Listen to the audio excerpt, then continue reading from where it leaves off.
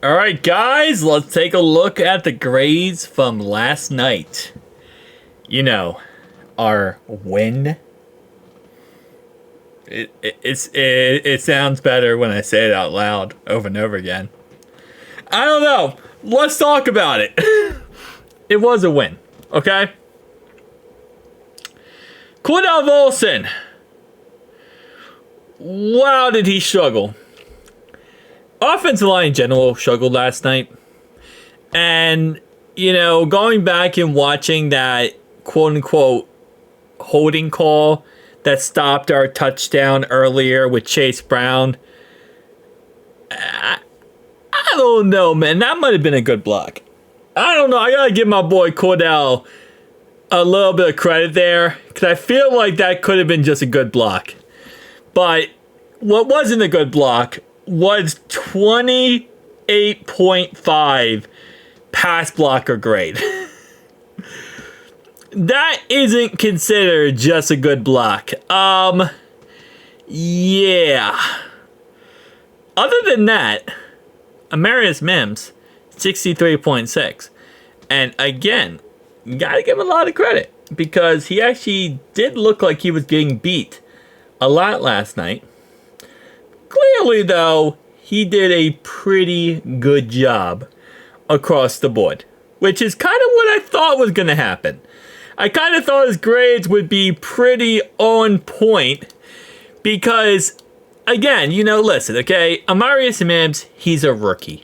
He's going to struggle. He's not going to play perfect every single play. But if you really watch him, and we broke him down over the last couple weeks now, for the most part, he wins most of the time, if not all the time. He'll get beat from time to time, but it's not like it's anything concerning that you wouldn't see out of a rookie, right? And that's the thing about him, and that's why I'm very excited about him, especially with the limited time experience in college playing. He's very transitioning to the NFL very well, which I really do like. Now, one thing you're going to see on this list, right, that you're not seeing from previous games, no extra offensive linemen. So one thing we always do every single week, and this is kind of like a common thing for us, is that we always use an extra offensive lineman. That's like our go-to thing. We use jumbo packages. And the guy we usually put in there is Cody Ford, right? Or we'll put in somebody else. We'll use a jumbo package with an extra lineman, especially if our line is struggling that night or we just want to run a certain play. We always use an extra offensive lineman to protect Joe. Last night was the first game of the season where we did not do that. I'm not saying 100% that transitions to why we struggled last night when it comes to protecting Joe, but it's definitely interesting to look at. Now, our run blocking grades last night were piss poor to say the least. 39.6 for Alex Kappa, Orlando Brown 56.6.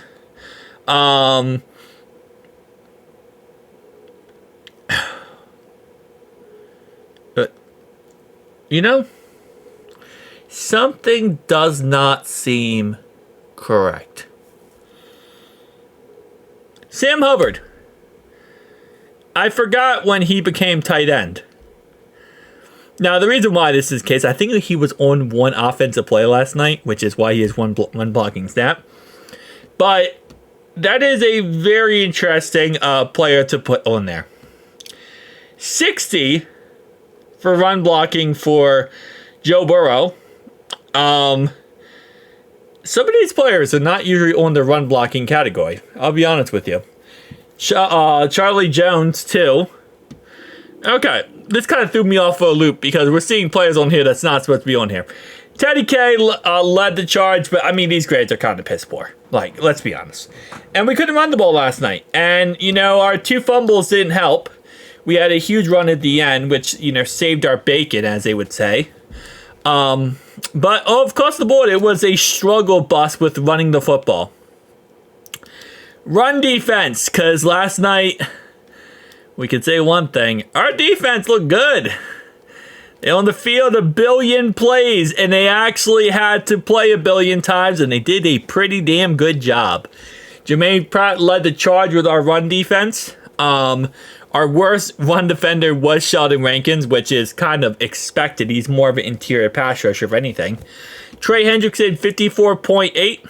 Von Bell, 58.7. And yeah, Keen Davis, 60. McKinley Jackson at 60.2. Kind of expected as a rookie, second time playing a game. Very limited snaps. I mean, only 8 run blocking snaps. Again, kind of expect it. Chris Jenkins playing 18 snaps. You kind of want him to do a little bit more out there and show a little bit more. But for the most part, I feel like most of the runs, if not all the runs, were Daniel Jones running it. And it wasn't like oh, well, we pressured him or, whatever the case. It was just like he would get to the outside and just take off running. So that's kind of screwed up numbers for that said reason. But yeah. Pass rushing snap, Joseph Asai was the worst. The best was BJ Hill, which is so hilarious because BJ Hill is not an interior pass rusher. He is a run stuffer.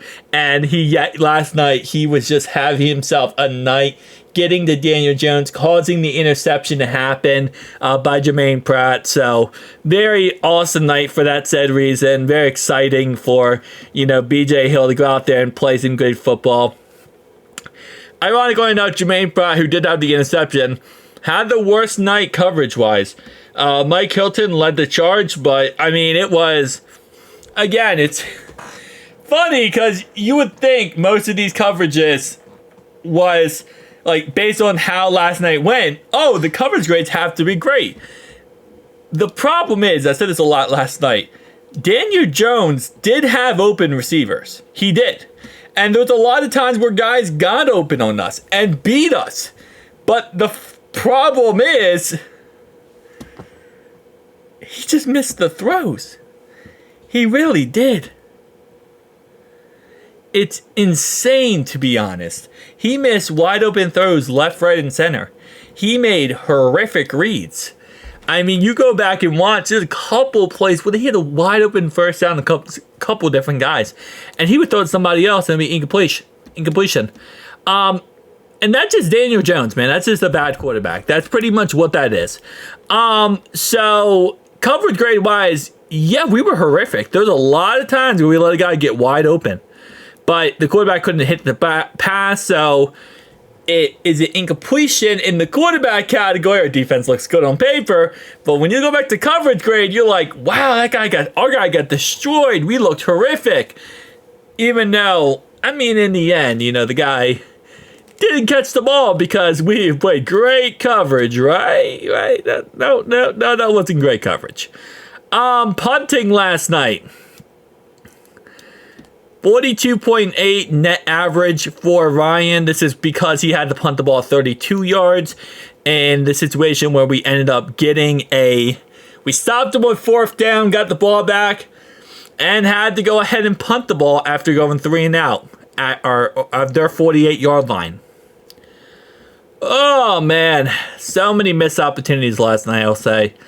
That definitely can't keep letting those things happen. Best player of the week for the Bengals offense was 81.1, which was T. Higgins.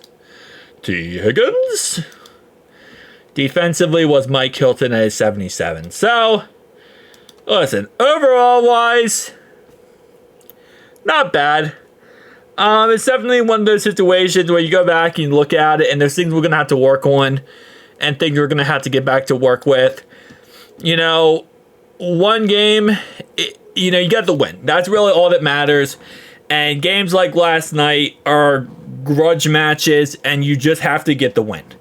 I don't think, because, you go back last week when we played the Ravens, right? We threw 5 touchdowns. We looked absolutely amazing. Games like last night are going to happen. Okay? To a certain degree, I feel like last night, and I think this is very accurate, it was a trap game. It was. And I think we found ourselves in a game that we thought we were going to kind of blow them out. Even with all of our crap being said, we thought we were going to blow them out last night. And I think that was the mentality. And especially coming into that game after coming off 5 touchdown week against Baltimore. and we just could not get going, and we missed a lot of opportunities last night. And usually what happens is when we miss a lot of opportunities, we shoot ourselves in the foot and we end up losing those games. Last night we didn't. Last night we did the opposite, actually. We missed a lot of opportunities, but we made up for them in other ways. And that's something that, we need to keep doing and we need to keep working on, and that's going to make us successful. At the end of the day, winning ugly in the NFL is still winning. Winning ugly in the NFL is still getting the job done. If let's say, for example, in a, Ravens game, if we would have had a correct snap there and we kicked a money back game-winning field goal, we would have won that game. It would have been an ugly game because our defense sucked. It would have been a crazy, insane game because our defense gave up all those points. But a win is a win. And we would right now, be in a lot better spot. You don't always have to win in the most beautiful way. Sometimes you just got to get the W. The 17 games, find a way to win each game, even if it's in the ugliest way possible. It is what it is, So, last night we did that. Last night we did something that, we haven't been able to do, it feels like, for the whole season. Is just find a way to win no matter the circumstances. So, tell me down below your thoughts, opinions. I'll see you guys next one. Deuces.